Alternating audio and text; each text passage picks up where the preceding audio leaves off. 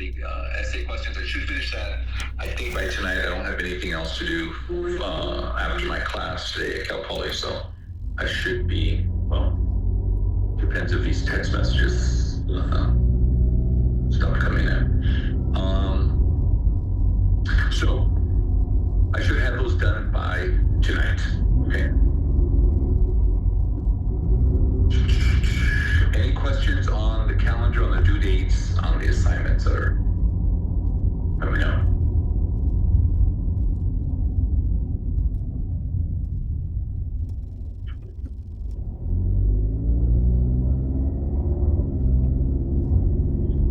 Okay, then let's go ahead and get started.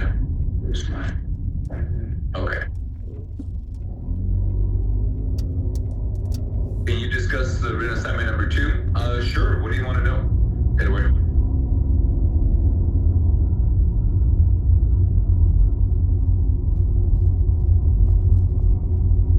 Is it the same kind of topic like the first one where we could choose whatever in the book? It's the same format. It's the same structure. You pick a topic that's related to the course and write a report on it. Yeah, it's basically the same. Okay, no worries. Thank you so much, Professor. Sure, absolutely. Thank you for asking. Okay, so the legal rights of juvenile offenders, the legal rights of juveniles, and period, not just really juvenile offenders. So one of the things that you're going to notice, when you get into this field, if this is sort of the field that you want to get into, juvenile probation, working with kids, in any type of capacity really, is that you're going to notice that children have a lot of rights and a lot of protections. More so than, to some degree, more so than adults do, especially if they're in custody. Okay. Right now, today, and that was obviously very present when all of you were juveniles. Not so much when I was a juvenile. I mean, that was a long time ago. But as we progressed, as we've matured as a country, as we understand constitutional protections, the courts have stepped in several times to modify the rights for juveniles. Okay. So juveniles, I'll use the term interchangeably, share, for the most part, pretty much the same constitutional rights as adults. Not all of them, but for the most part, they share pretty much the same constitutional rights as adults. Okay. There are some rights that juveniles don't have and they don't enjoy. And we've talked about them in class as well, right? For example, jury trials. Juveniles will get into trouble, get into the juvenile court system. They are not subjected to jury trials. Say, children are not entitled to a bail hearing.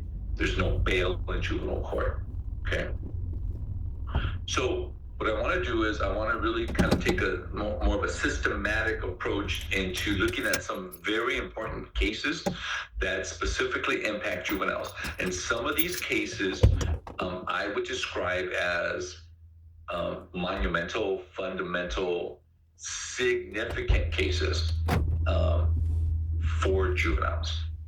Okay, so we're going to look at certain constitutional amendments that look at interactions between police and juveniles, what rights do kids have on school campus, and just the general rights of kids just being in the community. Some of these things you already know because we've talked about them and you've actually been tested on them. So, okay. As you know, the juvenile court system in this country was founded in 1899 out of Cook County, Chicago, right? So between the early 1900s and I would say probably 1966, the mid 60s, the Supreme Court of the United States had what's referred to as a hands-off approach when it came to juvenile offenders. Okay, so between the founding of the juvenile court in 1899 and the very first, one of the first major cases, Kent versus the United States in 1966, the U.S. Supreme Court basically left the juvenile court system alone. They really weren't concerned. We didn't really think about the rights that juveniles had in court, and for many of these kids that got into trouble, went into the juvenile court system, they weren't really treated like adults in the juvenile court system. So the Supreme Court basically just kind of let states deal with it, and they didn't really want the headache, if you will. That changed in 1966. Juvenile court judges really had a great deal of discretion in dealing with juvenile offenders prior to this major court case. Okay? Many of these kids were removed from their parents' custody without any kind of due process. They were placed in juvenile detention centers. Many of them were transferred into the adult criminal justice system, went to state prison without a lot of these due process protections. Okay? That started to change in the 1960s when several cases involving juvenile offenders came to the attention of the U.S. Supreme Court. The very first one, Kent versus United States. This was, as I would describe it, as the Supreme Court's first major examination of juvenile court processing in the United States.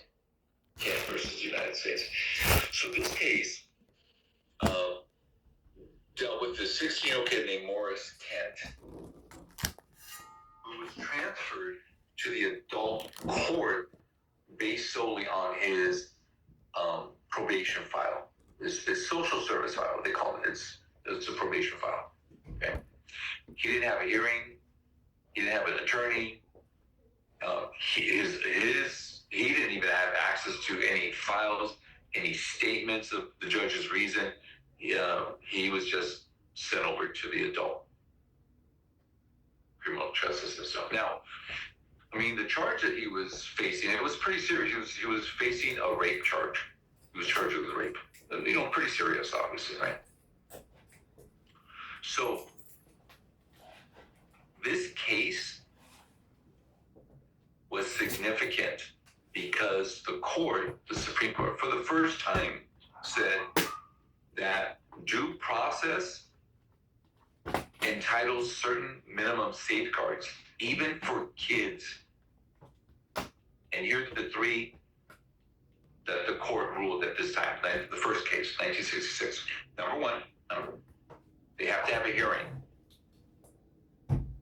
So they have to go in front of a judge and, go through the process. Number two, they have to have an attorney, have access to legal counsel. That would be an attorney. And number three, they have to have a statement of why they're being transferred to the adult court system. Okay. Now, I want to make it very, very, very clear that this case only dealt with the transfer process from juvenile court to the adult court. Okay. I just want to make that clear. Okay. The significance of this case, and I think that the Kent case is important, not so much because it corrected the wrongs that were done to this one kid, to Morris Kent, but because it put some order into the transfer procedure. Okay, that was the significance of this case. That was letter A. It put some structure, some order into the transfer procedure for juveniles. And number two, or B, it was significant because this was the first time that the Supreme Court of the United States first had a major examination of the juvenile court system in this country. And what the court found, what the Supreme Court found, was that the juvenile court system, again, 1966, some serious problems with how we rights, the due process rights. Okay. So it was significant because it put some order and some structure into the juvenile court transfer procedure, and then it also marked the first time that the Supreme Court really looked at the juvenile court system in this country. Now, is it a coincidence that we're doing this a year after the Kent case? 1967, Henry Galt, another significant case. This is about a 15-year-old kid, Gerald Galt, who was arrested for making obscene phone calls to an older woman. Just 15-year-old kids are, they're dumb sometimes, right? So he was calling this woman, and he was, just being obscene and saying profane words, whatever. It was just, and then the woman got upset and she called the police. Okay. Gerald was adjudicated. He was found guilty, right? The victim never appeared in court. She never testified in court. And he didn't have the assistance of legal counsel. And there was really no transcript of the proceedings. Basically, if you can just imagine it, a bunch of people got together. The district attorney said, hey, this kid was calling this woman, saying, crazy things to her. She got upset. And then they pretty much, hey, you're guilty. Okay. You get 6 years.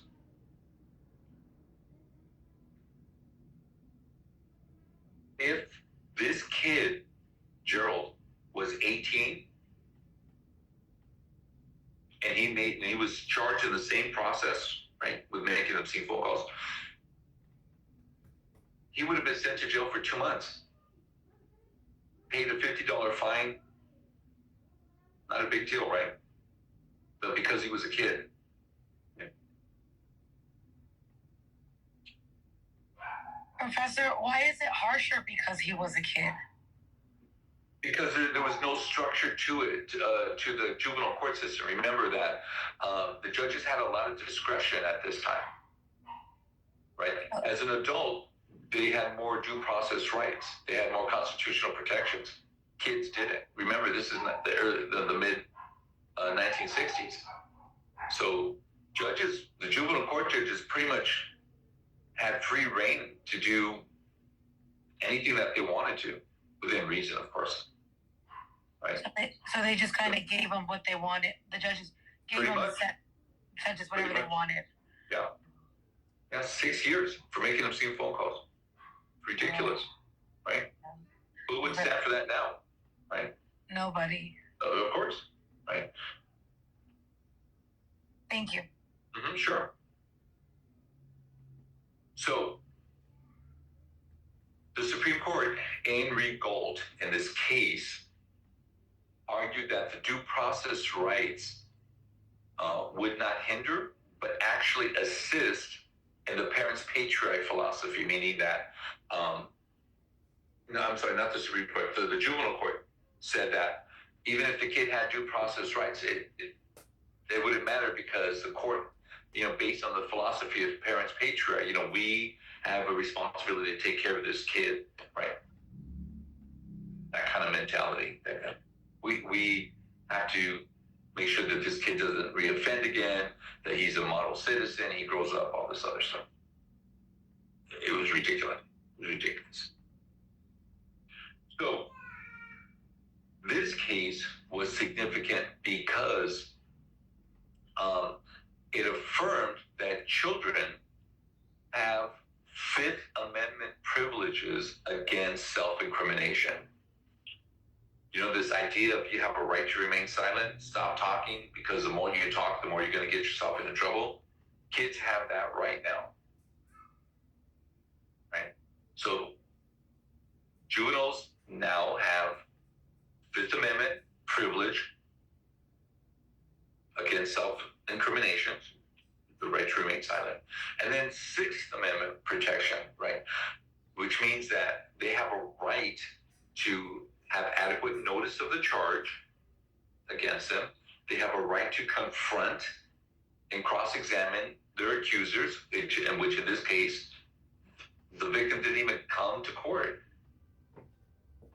And they have a right to counsel, to have a lawyer present. Okay. Now, remember, in the Kent case, the Supreme Court also ruled that they had a right to counsel, but the Kent case only dealt with transfers to the adult court. Henry Gold is now saying kids have a right to an attorney in any situation involving juvenile court. Okay. Fifth Amendment rights that you enjoy, children enjoy. Sixth Amendment rights that you have, kids have. Still, late 60s, early 70s, Henry Winship. In 1970, the Supreme Court, again, went a step further. I mean, we keep taking steps in the right direction here.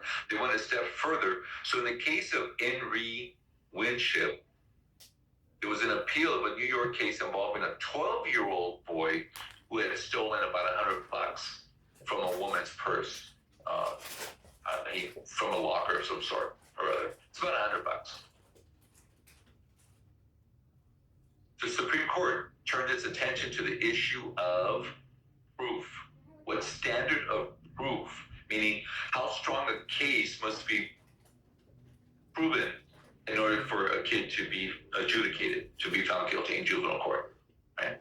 So if you know, and you've heard this, in a criminal court hearing, it's beyond a reasonable doubt, right? In order for a jury to find somebody guilty, they have to find them guilty beyond a reasonable doubt. In civil court, it's a preponderance of evidence, so it's a little bit lower, right? The Winship case looked at juvenile court cases and their standard of proof. So the court actually made two rulings on this case. First, the court ruled that the U.S. Constitution requires that adult criminals be convicted only by the standard of guilty beyond a reasonable doubt, as I just mentioned, right? Number two, the court extended the reasonable doubt standard of proof to juveniles in juvenile court.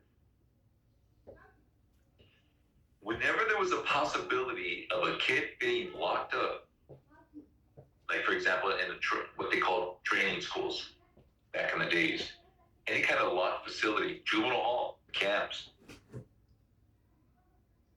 they had to be adjudicated, be found guilty beyond a reasonable doubt. It's the same standard for juveniles as it is for adults. Okay. By doing this, the Supreme Court basically said that juvenile training schools, these locked facilities, were pretty much the functional equivalent of an adult prison, because you're depriving a kid of their liberty. Like when you send an adult to prison, you're depriving that adult of their liberty. Okay, and whenever we do that, whenever we deprive anyone of their liberty, we lock them up. That requires due process protections. Okay.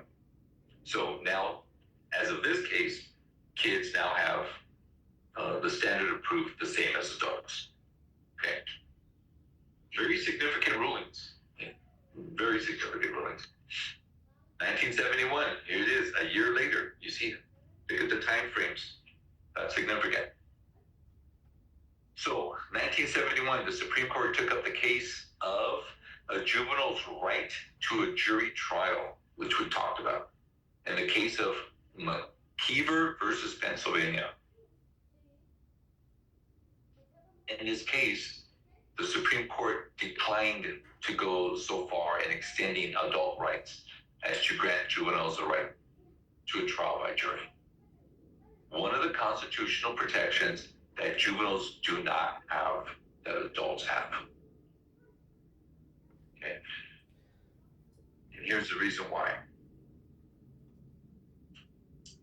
And they articulated several reasons, but one of the reasons that they said, kids don't need jury trials is because when you have a jury trial, it creates this arena of an adversarial effect, right? So again, you have the district attorney, you have the defense attorney.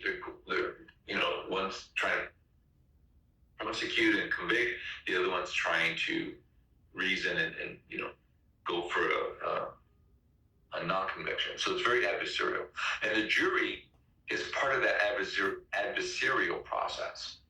Okay, and they didn't want to put that process in the juvenile court system. Although, if you ever have an opportunity to get into a juvenile court proceeding, you have a district attorney and you have a defense attorney, and each of them are putting their points across. But now you only have one person deciding whether this kid is innocent or guilty, right? And that's the judge. So they're trying to lessen that adversarial process. Okay. Another reason is because that they didn't want to go through the jury trial is because the court believed that the current system in place where a judge determines guilt is adequate. It's enough. So determining delinquency should be left to the juvenile court judge. And so they didn't think that a jury trial was necessary. Okay. And it's been that way ever since. Okay. Here's the exception. If a juvenile is tried as an adult, so you get a 16-year-old, 17-year-old who maybe committed a very serious murder, for example, and now they're being tried as an adult, then they are entitled to a jury trial because the system sees them as an adult, not as a juvenile.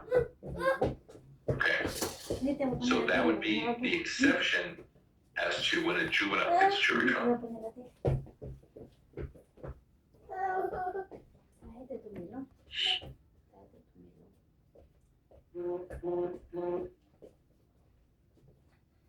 So,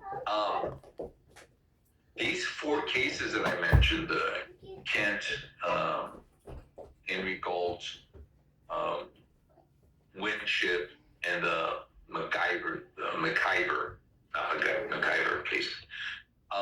Really, those 4 cases constituted a serious philosophical change in the juvenile court system.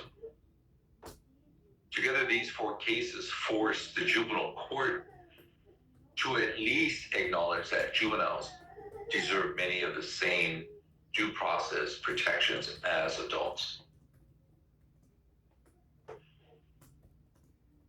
Just because the Supreme Court has ruled that juveniles should be entitled to certain rights does not necessarily guarantee that juveniles enjoy those rights.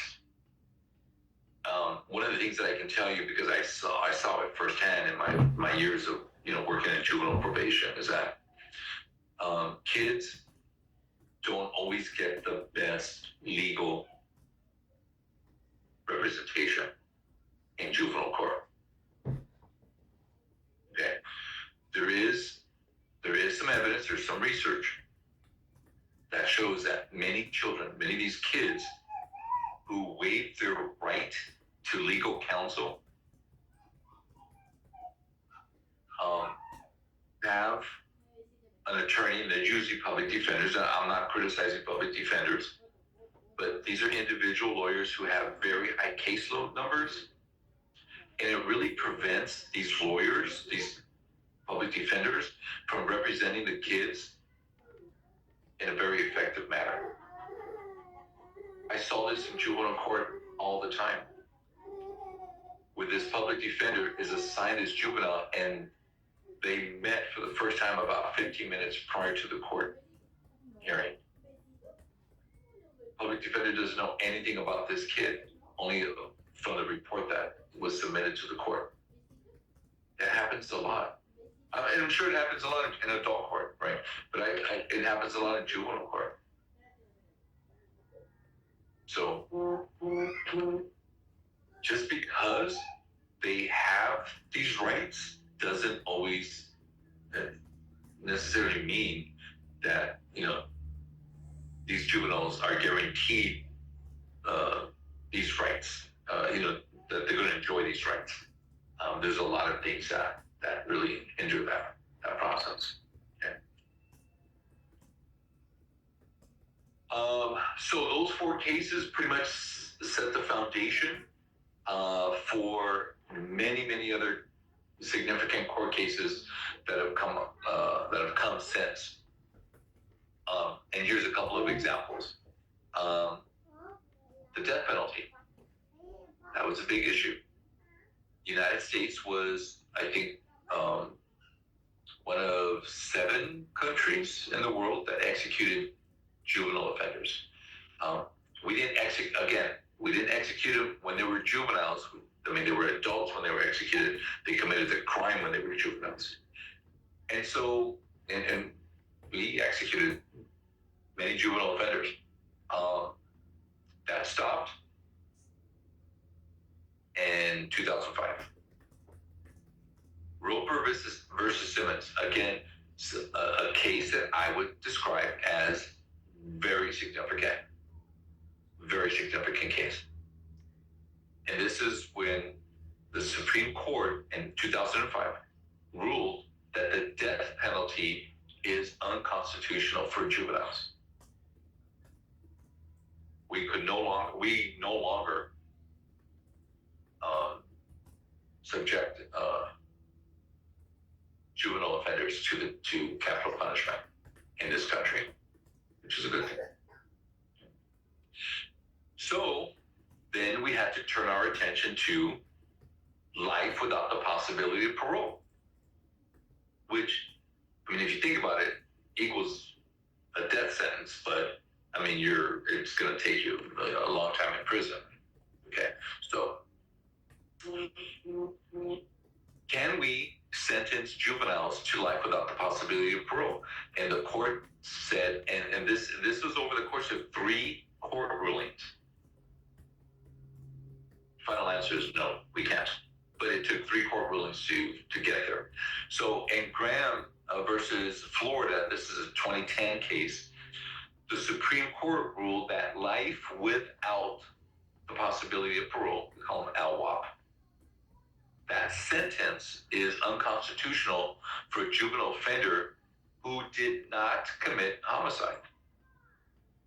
Okay. So here's the progression. The first court ruling said if this kid was convicted of rape or attempted murder or carjacking or something like that, not a homicide, okay, they could not be sentenced to life without the possibility of parole. Okay. So states were like, well, we had cases like this. I mean, what do we do with the kid? They weren't being released. Okay. This doesn't mean that the states had to release them. Only that they must allow them to demonstrate maturity and rehabilitation to justify release. So they had to be resentenced. Okay.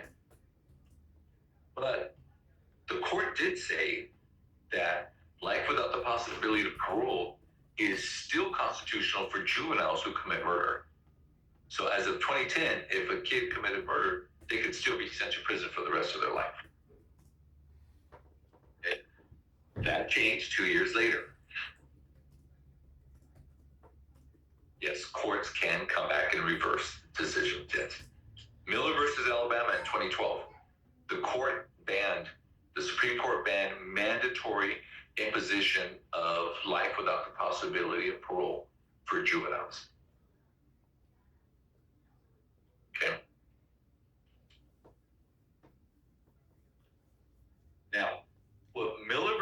Alabama said was that the states can impose life without the possibility of parole only after you do an individualized consideration of the youth and the offense. It had to be very egregious, and that you had to make an argument that there was no way that this kid could be rehabilitated. The sentence was still appropriate, right? And what the court also said in Miller versus Alabama was that states, although you can't sentence somebody to life without the possibility of parole, you can now make it a requirement that they have to be in prison for a certain period of time before they're eligible for parole. So in California, for a kid who commits a very egregious crime, we can sentence them to life without the possibility of parole, but we can sentence them to life with the possibility of parole, and they have to do, I believe it's 25 years in California. Other states is 30 years, some states is 35 years, but as long as they are eligible for parole, that's still a righteous sentence. Okay. And Miller versus Alabama did not make this ruling retroactive. So if a juvenile was sentenced to life without the possibility of parole in 2010 or 29 or 2008, Miller versus Alabama didn't apply to them because it wasn't retroactive. It was just moving forward. Okay. Then it was taken care of in 2016, Montgomery versus Louisiana, where the Supreme Court came back again. This is the third time now.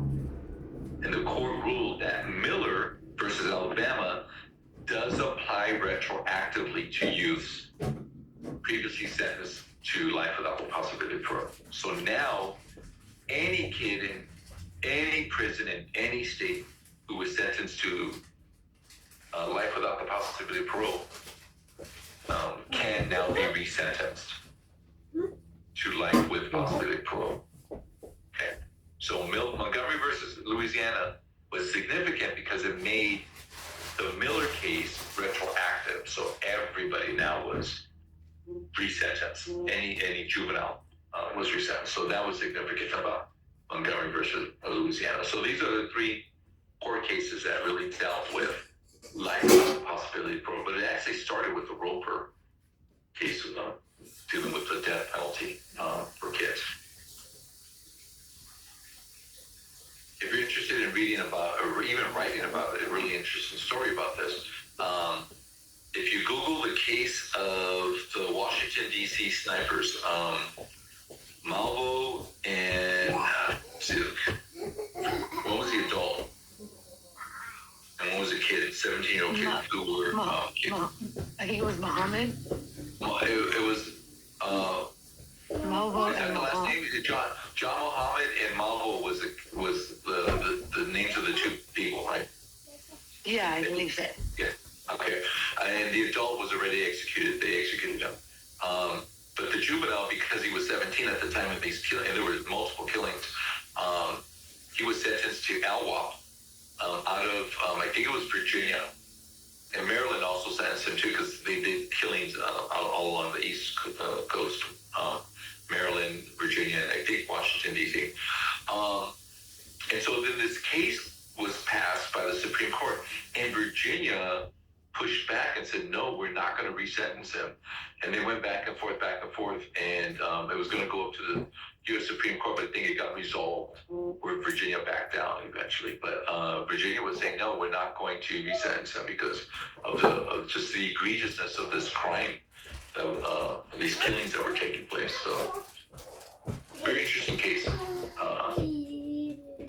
What was going on? I remember that. Those crimes. Reed versus Jones. This is where the court made the waiver process more explicit by ruling that states cannot first adjudicate a juvenile a delinquent, meaning that they can't find the kid guilty as a delinquent and then send this kid to the adult court system to be tried as an adult. That's double jeopardy. Can't do that. We can't do that. And again, some courts were doing that, which doesn't make a lot of sense. But so the court ruled that by doing this, in this particular case Reed versus Jones, the state of California violated this kid's Sixth Amendment protection against double jeopardy, which means that you guys know double jeopardy is that you can't be tried twice for the same crime, right? But we didn't know if that really meant, can you be tried and found guilty in juvenile court, and can you be tried for the same crime in the adult court system? And the Supreme Court says you can't do that. You can't. If this kid is found guilty in juvenile court, that's it. You're done. You gotta punish him in juvenile court. You can't also prosecute him for the same crime in adult court. Can't do it. Okay, that's double jeopardy. So that was significant again for the protection of these kids' Sixth Amendment rights. It's a California case. Okay. JDB versus North Carolina. This is about police interrogating kids. The 2011 case, this issue was about an interrogation of a 13-year-old kid who had committed burglary. And he was brought into, and this happened at school, by the way. The interrogation happened at school. So this kid was taken out of class, brought into the main office, and he was interrogated by a school official and by a police officer. Okay. And so, obviously, and the kid made damaging statements and all these other things, right? So, obviously, his attorney appealed it. He shouldn't have been interrogated without a parent present, without maybe having access to an attorney, those kind of things, right? And so the court ruled that, the Supreme Court ruled that juvenile courts should consider the age as a factor in the custody analysis. Age is very, very important here. Okay. Okay. So the majority of the court noted that a child may feel pressure to submit to questioning when an adult would feel free to maybe leave if they weren't being detained, right, during an interrogation. Because children in general are less mature, which we know that to be true, and they're also less responsible than adults. Sometimes they feel intimidated when they see somebody in uniform, like a police officer, right? So the result of this decision, this court case, is that police are going to have to do two things. There's two considerations here. Number one, the police have to consider the age as a possible factor. And you have to consider age as a possible factor, because that could actually affect the trial. Right? And number two, whether this kid, whether this juvenile suspect is considered in custody or not. And here's, again, for your future lawyers, here's the significance behind that. If a child, a juvenile, is having an interrogation and they believe that they are in custody, then they have to have the Miranda rights. Right? You have a right to remain silent, you have a right to have an attorney present, something. If you're not in custody, if you don't believe you're in custody, you're free to leave, then Miranda rights don't apply. right? But for children, especially a 13-year-old, do you think that they would really understand that they're in custody or not in custody? Right? So this was another significant case. Okay, again, this case looked at two of the rights that are afforded juveniles from the Galt case. Right? Remember that the self-incrimination part of it, right? And then the Sixth Amendment, which you have the right to have the assistance of legal counsel for juveniles. Okay. Galt really applied to juvenile delinquency suspects and the Miranda rights that were granted to adult criminal suspects. And so this also calls into question whether juveniles can waive their rights. You have the right to remain silent. You have the right to have an attorney present. And I think there's a discussion question about that.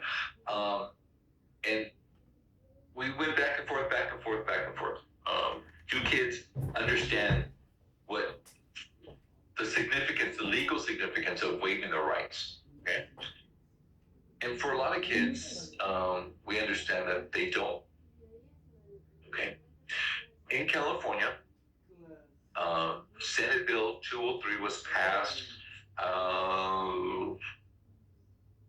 2014, maybe 15. Don't quote me on the year. You can look it up if you're interested. Governor Jerry Brown signed this into law before he left office. Senate Bill 203 clearly states that the police cannot interview a juvenile without having that juvenile consult with an attorney first. And they cannot waive that protection. Okay. Anyone under the age of 16 must have an attorney either present or have access to an attorney before questioning by police. Parents can't waive it. Kids can't waive it. It is mandatory. Okay.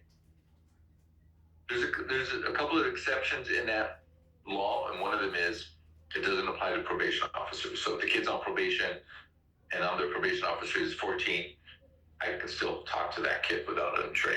Okay. But the police cannot. And that goes along this line of thinking that kids should not be talking to the police, especially if they're being interrogated about some kind of crime, without an attorney present. Okay, not even the parent, an attorney present. That's how significant that is. Okay. And so, what was that? 2011. Okay. Finner versus Michael, 1979. Again, we're still talking about this idea of can a kid consent to interrogation?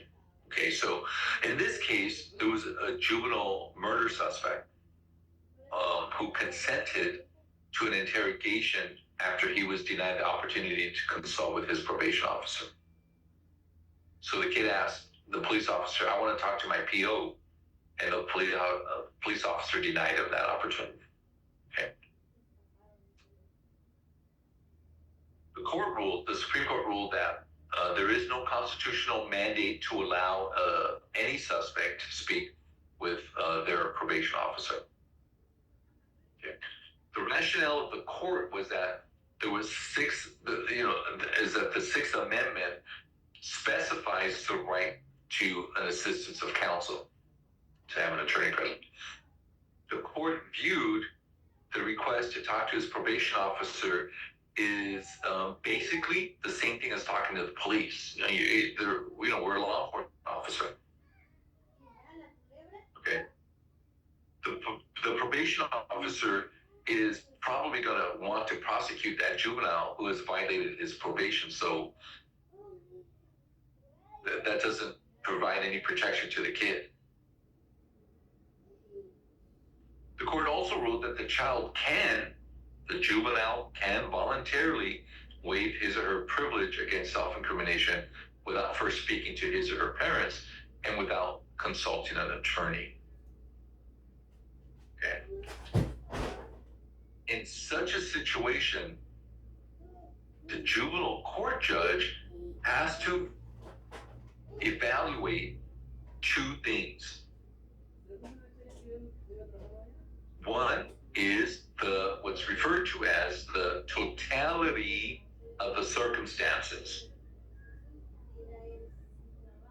The totality of the circumstances. Does that include age? Yes. Does that include maturity level? Yes.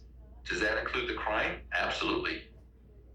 But the juvenile court judge has to look at the totality of the circumstances. It's a legal term, by the way. And then number two, or B, they have to look at, did this kid really volunteer any confession? The voluntariness of any confession. Was he mature enough to volunteer? Did he fully understand what it meant to volunteer confession? Was he lied to by the police, which is legal, by the way? They can lie. Okay. So in evaluating the totality of the circumstances of a waiver, for example, the trial court judge, the juvenile court judge, must also consider factors like, as I mentioned, the maturity level, the age, the experience of this kid, the intelligence of this kid. All of that has to be looked at. Okay. So, can a judge allow as admissible the waiver of a 17-year-old high school kid who has a prior record, but not of a 13-year-old first offender who may have below average intelligence? Yeah, because of the totality of the circumstances. Judges have to look at that. Fear versus Michael. First time we heard the terms totality of the circumstances for juvenile cases. And another interesting case, the Shaw versus Martin case. This was in 1984. We had not heard of this prior to this court case. This was really interesting. The U.S. Supreme Court ruled that a juvenile who is awaiting trial can be held in what's referred to as preventive detention. If there is adequate concern that this juvenile would commit additional crimes while that primary case is pending court action. This sounds a little like bail in the adult system, right? We can hold somebody, we can put, levy a bail on them. Sometimes we can even increase the bail if we think that they can be, or we can hold them in pretrial detention. Right? This is in that realm, right? Preventive detention. However, okay, and there's also a but. There's a but. But if this happens to this kid, they have rights. They still have rights. Remember, they haven't been found guilty. They haven't been adjudicated yet. So they still have rights. So they have a right to a hearing on the preventive detention. So if they want to know why, how did you come up with this decision? Obviously their attorney is going to be doing this. They have a right to a hearing on the preventive detention decision. And number two, they have a right to have a statement of the reasons for which they are being detained. So it has to be in writing as well. Okay.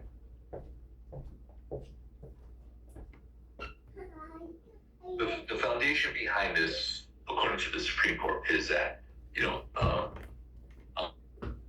adults, I mean, juveniles can commit additional crime, right? So you have to look at the prevention, the protection of society, protection of the kids as well too, right? So juveniles, unlike adults, are always in some form of custody, according to the Supreme Court, right? And when they say mean custody, it means under the jurisdiction of somebody. So this is their way of protecting the juvenile and protecting society as well. So yes, we can hold kids. I haven't really seen it too much